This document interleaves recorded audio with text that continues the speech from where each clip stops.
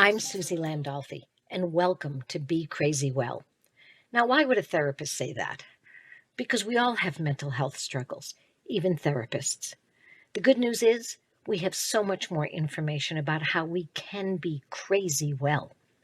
On my podcast, we don't focus on what's wrong with us. We want to know what happened to us. We're going to explore how trauma affected us, both negatively and positively. That's right. I said positively. It's called post-traumatic growth, and it's a real thing. Be Crazy Well will share mental health wellness practices, the newest mental health research, and most importantly, how we all get to create the person we deserve to be and the life we deserve to live. So join the mental health evolution and be crazy well.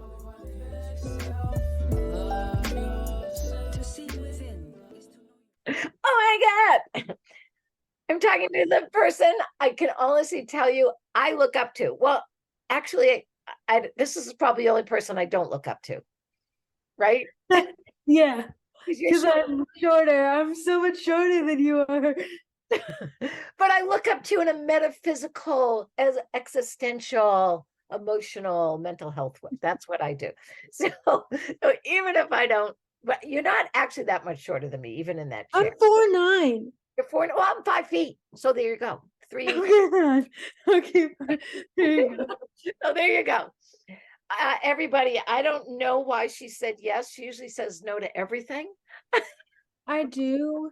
You do. You I do. know You say to a no. lot of things. Not some fun shit though that you take. So Yeah, that's not the fun shit that I it's take. not fun shit you say yes to. But anyway, everybody, I'm here with Charlotte Rayfield. I had the honor of meeting Charlotte through her mother, who loves horses, and always be a little bit suspect of people that love horses. You know, if they love horses, they don't necessarily like people. That's the first thing you should know about horse people. I'm in that category. Okay, so so I love your mother, and I know she's got some stuff about that. Anyway, she's amazing, and I got to meet her through an organization that we're working with. And then Charlotte, I don't know why the hell you did this, Charlotte. You get a call, or your mother may have told you, like, oh, you should talk to this therapist, this person. Not Yeah, that she did. She that was goes, you should talk to this person that I met, and Susie's really cool, and like she's not like a weird traditional therapist that like has tons of rules and like doesn't let you say swear words and gets mad at you when you use swear words in text and all these things. And so she's really cool. She's like really awesome and like liberal and just like not down with like the conformative shit. And I was like, cool. And then I met Susie, and now we're friends now, and it's great. Charlotte. I don't know if you know this. I'll tell you a little about Charlotte in a minute. I don't know if you remember this. When you got on the calls with me the first couple of times, I'm gonna show you what you did. Now watch me. You see what I'm doing? Like, No, I didn't mean to do that. I literally, the way I hold my phone is weird sometimes. okay, because I was like, wait a minute, I'm only seeing half her face and the top. No, I do that sometimes. It drives my aunt crazy. She's like, Charlotte, where the fuck is the other half of your face? And I'm I like, thought you were trying to hide from me. I go, oh look, this is no, I don't think so. I think I hold my phone weird. But like okay. that is a good theory. I could have been subconsciously doing that, but I don't know. So it's like when I used to wear my hair as a teenager, you know, you wear it on your face. My grandson's doing that now. He's kind of trying to hide. He kind of looks out from underneath his bangs type of thing, just to see. It's almost like I don't want you to see all of me yet. Yeah. So Charlotte is living up in Truckee. She's going to college at University of Northern No, Nevada. University of Nevada, Reno. That's it, University of Nevada, Reno. And she's a senior there now. And so we started to talk, and I can honestly tell you, I couldn't get enough of Charlotte Rayfield. And Charlotte, you were born with cerebral palsy. Yeah. And you had quite a traumatic start to Oh this. yeah, you could say that. Yeah, just a little. Just a little. Just You a and little. your mother, and then your father, right? So you're the Yeah, firstborn. You have a younger brother. I do. Do you want to fill us in just a little bit about what happened?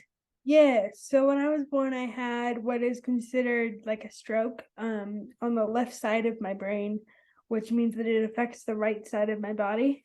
So my right side is significantly stiffer than the other side. Technically, I am considered a paraplegic because I do not walk and really only have super great control over one of my limbs. So technically, I'm considered a paraplegic. It's quadriplegic cerebral palsy. I think that's what it's called. Big words. Yes, quadriplegic. And uh, it doesn't really affect. I mean, I was lucky. It doesn't really affect my speech very much. So, I can talk. I have pretty good cognitive abilities, but Whoa, whoa, whoa. What? You have an abundance of cognitive ability. I can say that for sure. well, thank you. Yeah, just stuff physically is a little hard, but I don't mind it that much because I have a chair. Um, yeah. Yeah, you have a chair, so you've been driving for a long time. Yeah, I have a motorized chair and I have a manual chair. I prefer the motorized because it's got more support and it's way more comfortable. And they like put you in it and they put you like give you foam, which is nice. So my back is all like foamed. So I'm like contoured in a seat, which is kind of nice. Yeah, that's very helpful. And you can just get along quicker, better, easier Yeah. uh, with that chair. I've been with you, so I've seen you maneuver that. And I'm thinking, oh my God, she must be great at video games too, because she can use that joystick like nobody's business. I'm actually really bad at video games. Really? How come? I can play the only video games I play are on my PC, and I can only use them if I can change the key, the Oh, key. right, because your right hand can't do the Yes, controller the I way that, have to switch it to the left, right, and I have to make it so a lot of the action is on the left side. So right. I'm actually not very good at video games. I just played all the way through my first video game for the first time in my entire life, like this past year. That's awesome. I was just thinking of that joystick and how easy you move that around. And I'm thinking, man, she could take out a whole battalion with that joystick that she moves. Yeah, I could. So the other thing that I noticed about you and got to experience was how bright you are, even though you tend to panic a bit about A your bit? act a bit. I was trying to be nice, like a shitload of panic. That's a clinical term, shitload. So you panic a lot. Um, and I couldn't help but think you and I've had conversations about this, you doubting your ability and then always coming through in such a big way. Um, and that's one of your stories, which is fine. And we have a lot of talks about that, and it's fun about it. And how much more now you are able to accept how bright you are. Like you are off the charts, your thought processes, how you look at things, your writing ability. So tell everybody what you love more than anything else in the world, some things that you love. I mean, I'm a bookseller, so I sell books part time when I'm home from school. That's one of my favorite things in the entire world. I have too many books in my bedroom. So I read a lot. I'm currently writing an article for a local like newsletter. It's going out for the disability for the disabled sports program. So that article will be going out in their newsletter. Um, what else?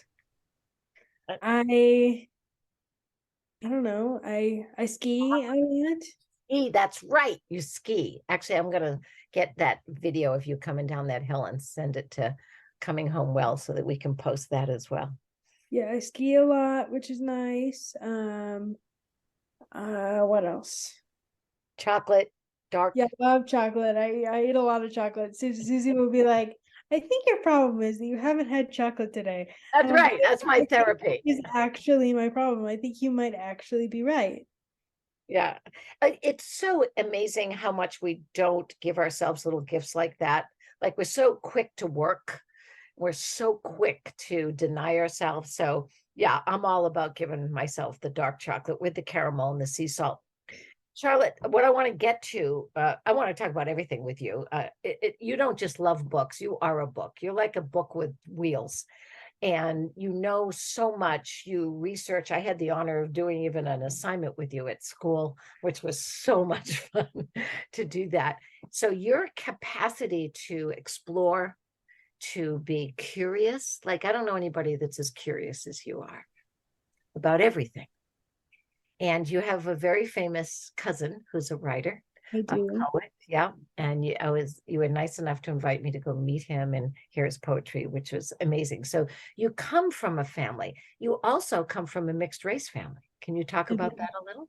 My mom is from Myanmar, Burma. Well, partly. She's half Burmese.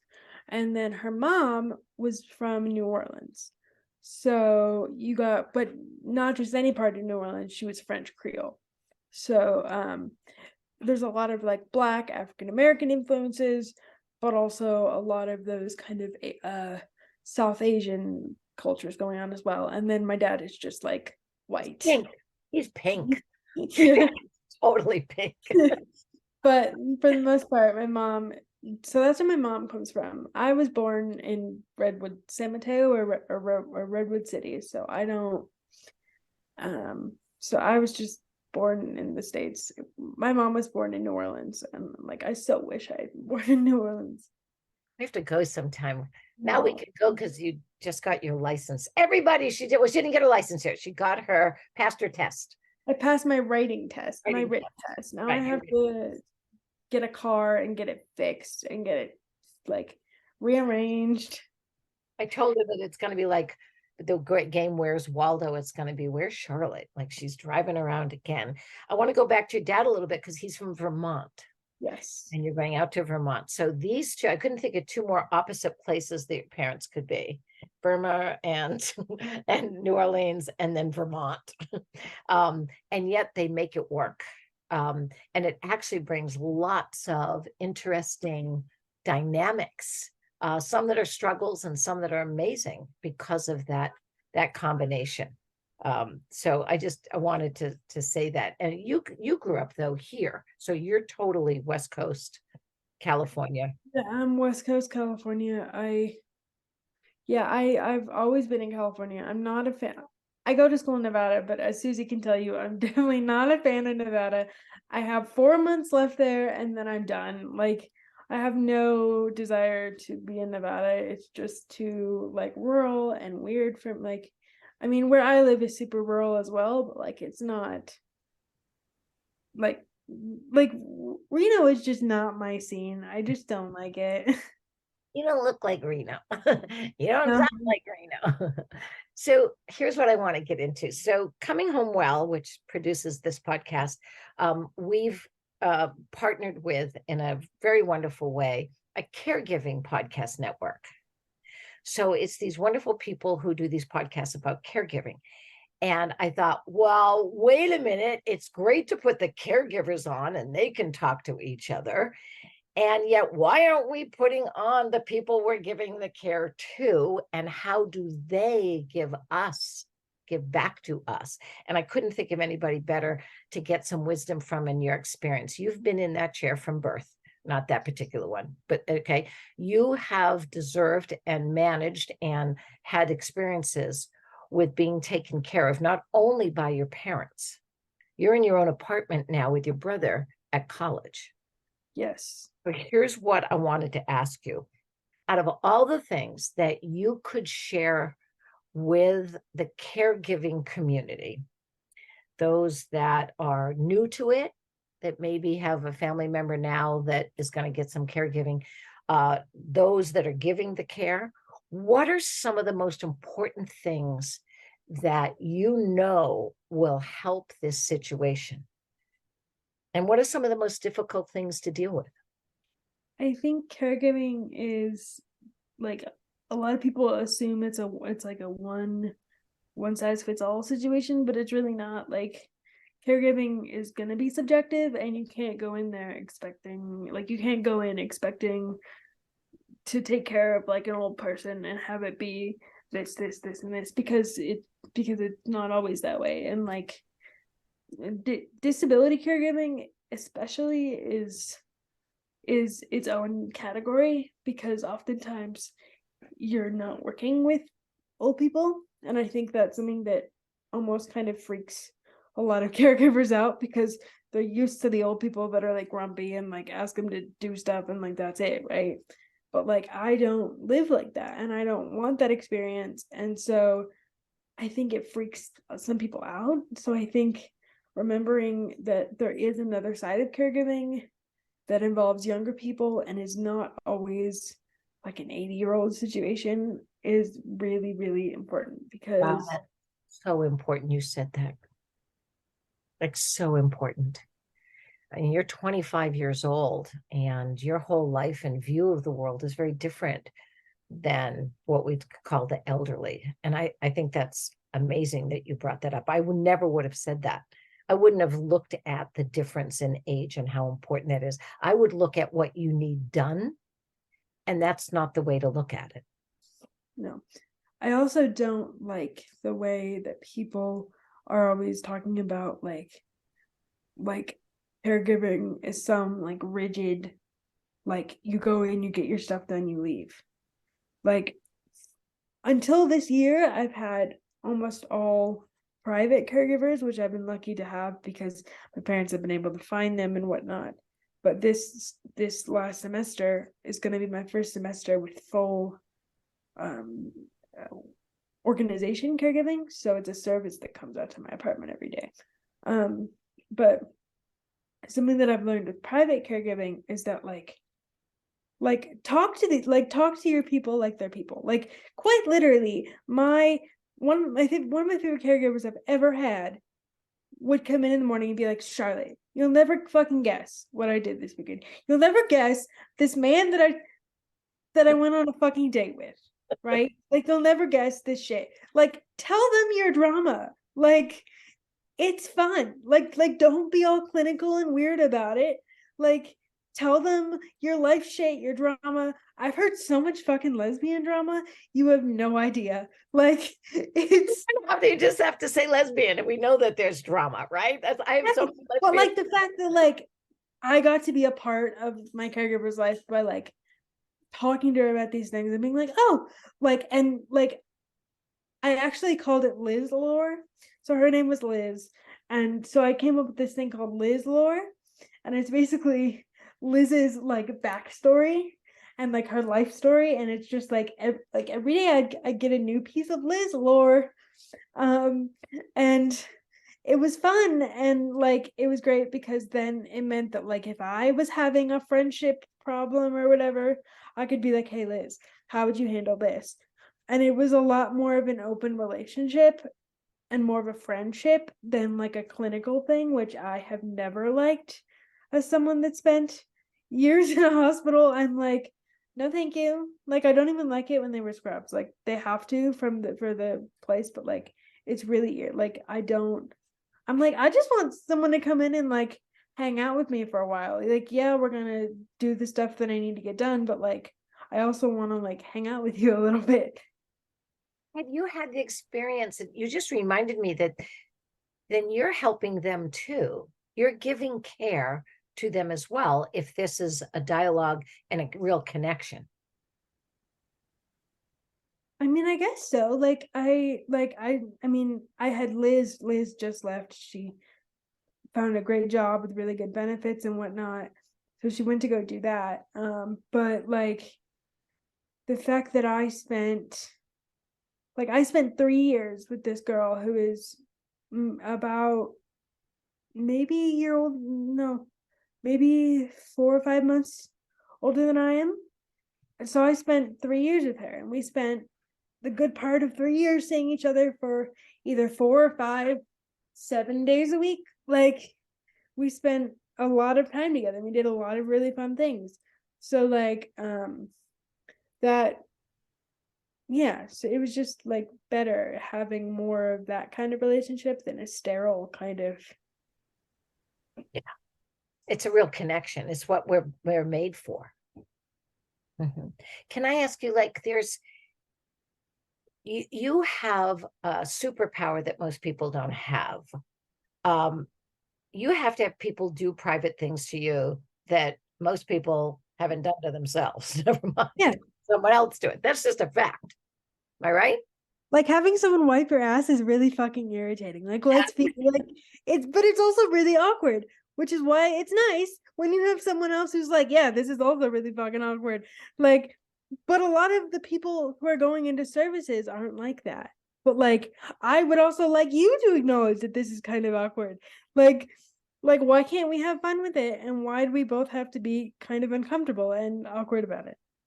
I can't help but think of how many caregivers that you've trained, that you literally trained them, and they're going to go to someone else and they're going to be all open like this, and the person's going to go, "Who trained you?" They go, "Oh, this woman, Charlotte, this young woman, Charlotte changed me." Because that's the best ass wiping I've ever had. Like, that's amazing that you Yeah. did it so well and with humor and with humor. Yeah, I think that's what you're saying, Charlotte. Like, I've always told you this since I've had the honor to get to know you and hang out with you, is that you have experience and wisdom that most people don't have, because everything you're saying could actually transfer to just general relationships. Yeah. Yeah, and could improve them. Yeah. I mean, I guess so. Yeah, like it actually could. I mean, that's what's so wonderful about what you're doing.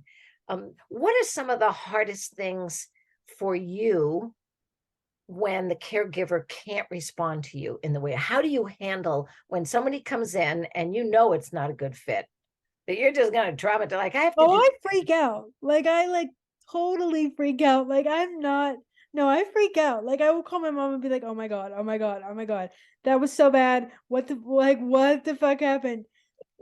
And then she'll be like, "What?" Like I'm 90% sure these next like 4 months are not going to be fun because I'm not going to have a private caregiver and I'm going to be stuck with the service, which is on its own really rigid. So I'm sure I'll call you a bunch of times and be like, "That was terrible. Help me. I cannot do this for another 3 more months." Um, but thankfully I'll graduate in December and then we'll be done with that and I can come home and there's a private caregiver here. So, but I think when working in there's just like it's just a really hard line when you work in um especially when you have people coming from facilities and that are in like services, there's this really hard line of like professionalism. Yeah, And like that's great for old people, but like I like excuse my language, but I really don't give a shit. Like I want you to like me as a person and like not be all weird of like so yeah. I agree. I have trouble with that myself in my own profession, that there's certain hard lines of professionalism and markers and ways of being, and I know it's for safety, yet sometimes it doesn't make us more safe. It can actually do just the opposite. If you had your own caregiving business, if you were going to hire the people and you were going to train them, look at the smile on your face when I just said that, what would it be called? And what would be some of the things that you've already gone through some of them, but is there anything else that you would encourage them, encourage the courage within? What would you do? First of all, what would be the name of it? I don't know. Like I don't know, something like I don't know. Like I don't know what I'd call it, but I know that I'd want to make it specifically for disabled individuals, not just for old people, because a lot of them are all centered around old people, and I would like one centered around like disabled young adults. And young adults, yeah. I was just going to say, it seems to me that that would be great, Yeah. that you could do that. And I mean, even what they wear, how they talk, putting, the idea of knowing the zeitgeist and the culture, being able to do more things with the people that you give care to makes more sense to me, not just come in and help them with something. And yeah, yeah, that would be pretty I awesome. did a project on kind of what I'm thinking of on this last semester, for my English class about like basically community care and how cool it would be if we could have an apartment building that was set up for disabled young people who could who had caregivers um paid for, like with their rent from the apartment, that would come in to help you, but that would also allow you to commingle with people like yourself, but also allow able-bodied people to get like a stable income and have housing and be able to live in these kind of bigger like boomer cities. So I think I'd want something like that. I'd want to establish my own building, and then like with the rent money I get from these young people that are living in my building, then pay for the care, and then maybe allow some of these young caregivers to live also within that building, because I think that would be really cool to have a community around it, because a lot of care organizations are not community based. They are only based through Corporate based. corporate based. Exactly. So I would want to make it more community based and less corporate based. You know, I say this to you all the time.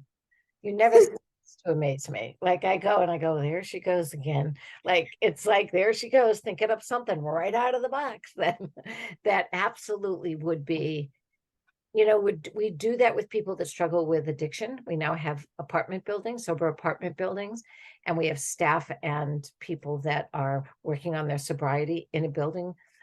We could do that for any kind of mental health. And what you're saying is so important.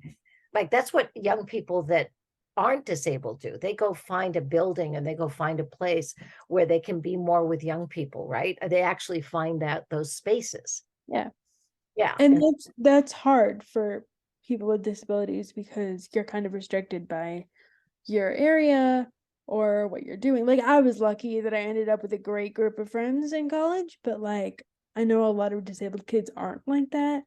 So I think it'd be nice to like set that up so that, you have a sense of built-in community already, like when you're going to college and stuff. yeah. What is some of the stupid shit that people do and say to you when you're in that chair? Like just out on the street, or like Out on caregiving a the street. staff. Out on Oh, the street, they'll be like, "You're so brave." And I'm like, "Bro, I'm literally going to like Safeway with my mother. Like, there's nothing fun or exciting or brave going on. I'm literally going to the grocery store." Or I'll have someone be like, "Oh, like, okay, so, but no, but the worst thing is, okay, so the worst thing is, my school is a public land grant university, which means that anyone is allowed to be on campus at any time, unless it's like an active threat, a shooter, or whatever. They cannot take you off of the property because it's a public land grant. But the thing is because of that, our courtyard is constantly swarming with religious groups, whether that be the Mormons that have a church down the street, whether it be the Jehovah's Witness, whether it be weird Catholic people that are just there. And I kid you not, the amount of times I've had people pray over me to make my legs work, as if that is actually going to do something. Not only that, but they do that thing where they touch your head and they do the eyes closed. So weird, so odd. And I'm like, no boundaries. No. yo, I gotta go to class. Like, I'm late for this English class. So like, you like I was literally late to my English class because some people were praying over me. And I literally went up to my professor, who ended up being kind of a douchebag. But I went up to him and I was like, "Hi, I was being prayed over. I swear I wasn't trying to like miss your class. They were just praying over me, and I'm too socially awkward to say anything about it. So there you go." So that's really awkward. I also hate it when like people like, okay, like it's obviously great when people are like, they tell my parents, oh, you're such great parents, like that's great. But it's really irritating when they're like, oh, you're such a great parent for like having a kid with a disability. And it's like, what do you want him to do? Like, put me in an orphan? Like obviously some people do that, but like just because they decided to keep me doesn't mean that they're automatically like the saviors of the world. Like, I find that a little weird. I also hate it when people, like when I was in my manual chair, it would drive me crazy. My people would come up and push me. Like if I was going up a ramp and they thought I was struggling, they'd push me. I don't really have that problem anymore Yeah. because I'm in a power chair and you can't really move 400 pounds on your own. Right, But right. I'm also, yeah, and I had a friend do something. I had someone that I thought was a friend do something really weird like that, where like she would like cut up my food for me, which like sometimes I need help with, but she was like cutting up my food for me all the time, and it was really weird. And like the rest of my friends thought it was so weird. Thank God they were there because they thought it was so weird. And my friend was like, "You realize we help you, but only when you ask us to, right?" I'm like, "Yeah, That's that's how it should be." that's how it And, should be. but they're okay with helping when I need it. But I hate it when people do it automatically. Like I'm like, if I don't get it right, I'll ask for help, and then somebody help me. But You I'm see, also not very good at asking for help in public.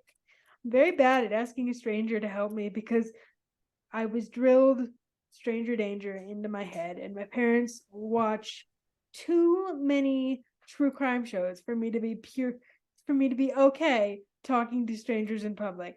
It's a problem.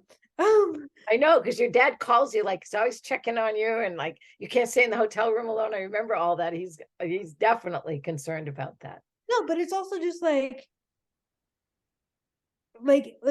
it's it's drilled into me as well, which is really weird. Like I have this desire, like I'm an introvert. I like being alone. Like I mean I like being with people too, but I like being alone. And so it's weird, like as much as I like being home for the summer, it is very weird to like have people walk into my room. I'm like, hello. Well, I think that's something you're bringing up that's important. I think we see people with what we would call a form of disability. We never talk about the superpowers of disabled people. Like, when's that going to start coming out? Because you do have superpowers. And the point for me is that they make assumptions about all your other abilities. So I was wondering if people say, "Hi, Charlotte." Oh my god, they used to do that all the time as a little kid. Oh, All the time, all the time. Oh my yeah, god.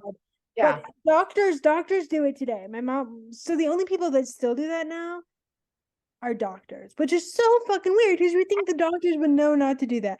No, I go to the doctor with my mother because my mother drives my car or whatever. And I live with her right now, so she takes me to the doctor.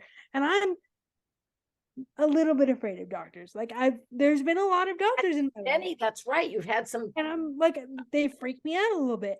And all the clinics smell really sanitized, and it makes me freaked out because I hated that smell as a little kid. So why would I like it? Like it freaks me out. So of course I had my mom come with me. But they think because I have my mother come with me that I am not fully capable of speaking for myself. So they will literally do like take an x-ray of my body and then turn to my mother and tell her what is wrong with my body. And my mom is just like, hello? Like, she's perfectly fine. She can do it. Like she knows. Like, just talk to her about it. But doctors see disability and they do not presume competence. That is another thing that drives me crazy. If you're going to be a caregiver, you have to presume competence. Because if you go in there and you don't think that they are going to be able to reply to you, that is going to automatically make your relationship harder. Because I guarantee you, communication is something that a lot of disabled people struggle with, but are learning how to do. And I feel like, especially people that use like the eye gaze boards and stuff, people are so quick to dismiss them as not capable and not competent, but they are. They just, it takes them a while for their eye gaze to spit out what they're saying, right? So I think presuming competence, but also giving disabled people a second to think and a second to talk is really important. Which, I mean, I talk pretty fast, and that's only because I have ADHD and my brain is just constantly moving.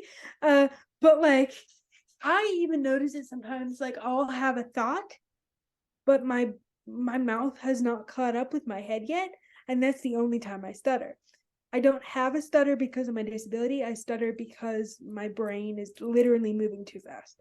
Right. So I think presuming competence and just giving people a second to reply to your questions is a really important part of like doing that caregiving, because you want them to feel heard in what they need, and you want them to have a chance to explain that to you, because there may be ways they like it done, because even disabled people can be kind of, persnickety sometimes, and maybe they like their laundry done a certain way, maybe they want you to put it somewhere specific so it's easier for them to pick it up by themselves, that kind of thing. It's really important to listen to them and give them a second to sort of process what you're asking them.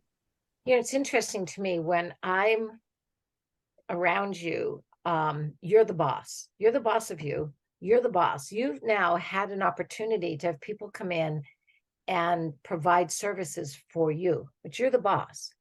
So what I think happens is there's people that come in that are more able, thinking they're the boss. That to me would be a disastrous situation. I Is mean, that that happens all the time. Like, how? I mean, not How? not not recently really, but it happens a lot. I think also there's a stigma when it comes to disabled people where they infantilize them and make them out to be children, when in actuality they're not. They're adults.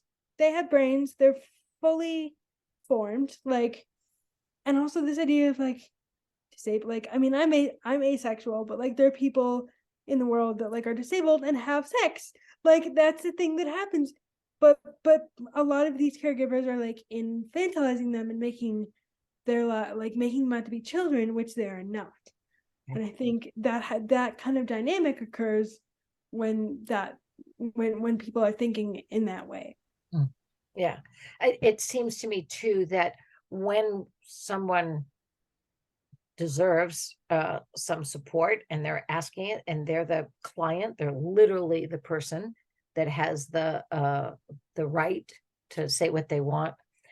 I worry that sometimes people come in to get the job done too quickly. And I think you just brought up such a great point about how to spend time with people.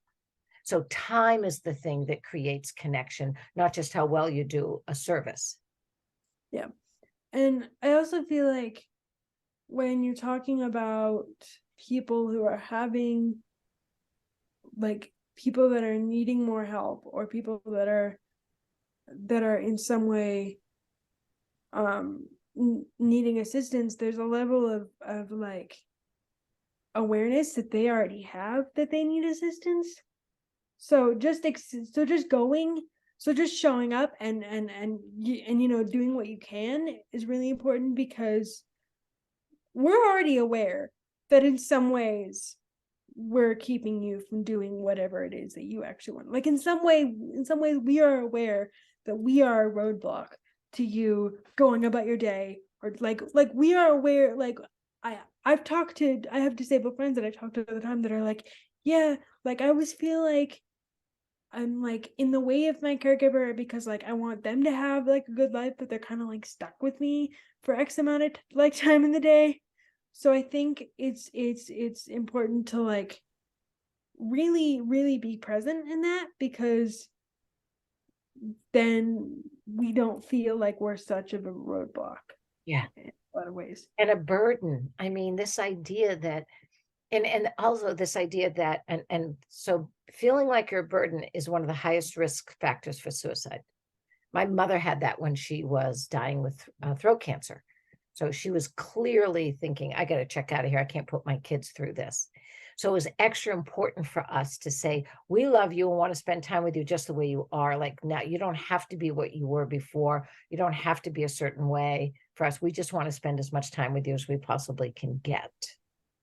That so having that intention, that reads like you can tell when somebody's already out the door and someone loves being where they are and Yeah. present where they are.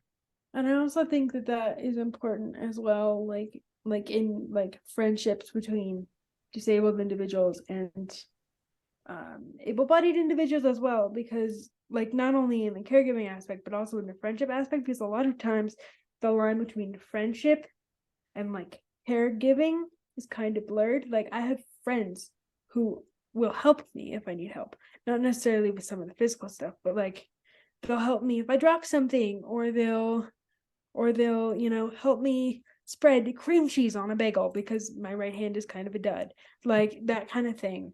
And I think people often make caregiving out to be this broad, like what do you like, a career choice, when in actuality it's just like being a person. Like my friends help me all the time, and in that way I would consider them caregiving, because they will help me do all these things that like everyday simple tasks that I need help doing, but they're not my caregiver, but they're still Giving care. giving me care.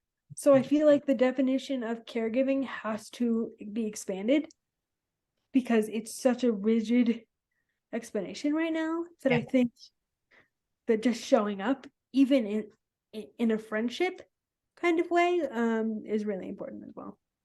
I want to ask you one final question about, and we can talk about a little something after that as well, if there's anything more you want to share. I think that some people, uh, some caregivers, they're kind of forced into that situation, right? Like my grandson got leukemia. So it's like what you said. We're not just going to bring him back to the store and go, this one's defective and we need another. So I had leukemia twice, right? And we didn't let go, oh, we're not going to do this. We just like jumped in and did it, right? And I would imagine that the psyche of people, ourselves included, that are kind of, all right, this is what life handed us. Um, we could become the victim. We could become the resentful. We could become the one that struggles because it's not what we signed up for.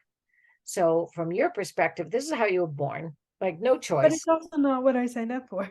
Yeah, it's right. It's not what you signed up for. That's where I'm getting. And I think some people think, oh, yeah, but you were born that way, therefore.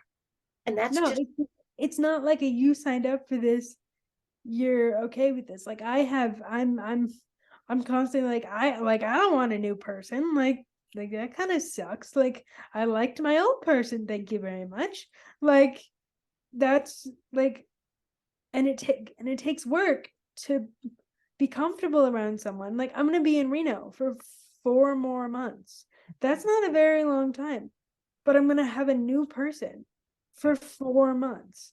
So I'm gonna have to build what passes as a relationship with that person with a deadline of 4 months. Like, do you know how hard that is? That's insanely hard to create something that is even passably meaningful in 4 months. yeah. And then give it up again. So Yeah. you're constantly going through this cycle. Yeah, and it's often because the caregiving can like not community, the caregiving profession is so unstable um as a whole. The It's so hard to find caregivers.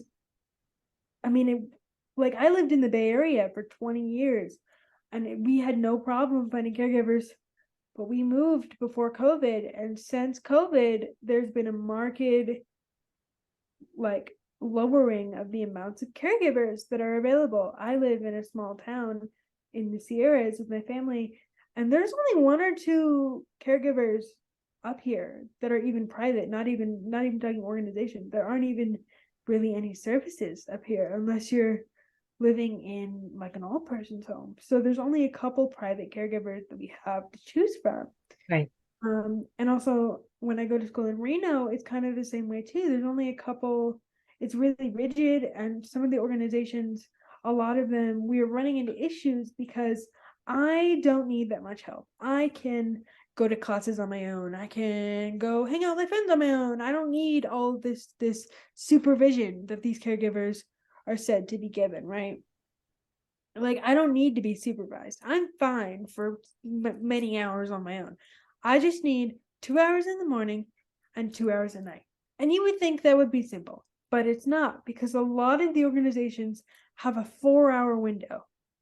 So that would mean I would have 8 hours a day. I don't even have 8 hours of laundry in my apartment. Like, what am I gonna make them do? Like, I don't need that much help. So negotiating this new contract, because I am a young person that does not need all that much help, Yeah.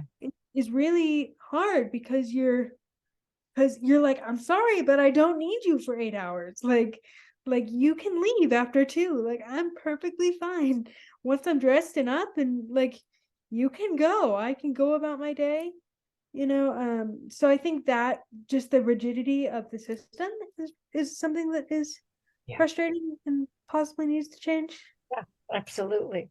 Charlotte, I'm just like, I was so grateful you said yes. And I'm so grateful I can call you later. I can just call you anytime I'm coming up to visit in Yeah, July. I'm you looking come up forward with to a that. lot. Yeah. And I'm like, oh my God, this is like the best. And asking you today to do this, I can't thank you enough. And I didn't think it was a coincidence. Like all of a sudden we have this wonderful caregiving network that we're working with right now. And I went, oh, wait, I have the expert.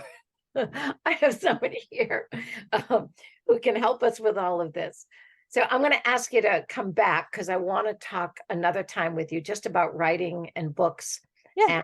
and poetries and essays you're writing. And I want to talk about writing because one of the things we know for all of us that mental health is so steeped in the idea of writing. And you are by far one of the best writers I've ever been around. And I can't even imagine where you're going to go and how many times I'm going to have to buy your freaking books and then get you to sign them. And make me stand at the end of the line. Oh, just Suzi, just put it in. Get to her later. So I tell you that. And I'm just grateful to know you and so blessed. I can't thank you enough. Everybody, Charlotte Rayfield, remember that name. and, and this has been Be Crazy Well, and she is. She's absolutely one of us. She is crazy well. And our theme song, Charlotte, I don't know if you know this, was written by Calvin Love. He's a wonderful young songwriter, very dear young man, and it's called Be Your Best Self.